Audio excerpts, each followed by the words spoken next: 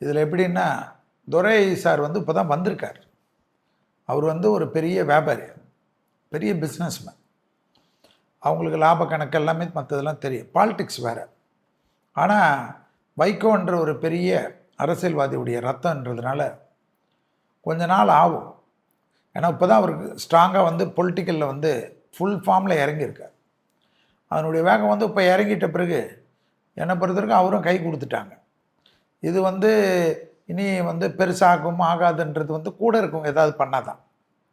ஏன்னா நீங்களே சொல்லிட்டீங்க, வைகோ சார் வந்து அவருடைய மல்லை சத்யா வந்து உங்களுக்கு தெரிஞ்சு அவருடைய நிழல் போல் இருக்கிறவர், எல்லா காலத்திலும் இருக்கிறவர், இன்றைக்கும் இருந்துட்டுருக்கார்.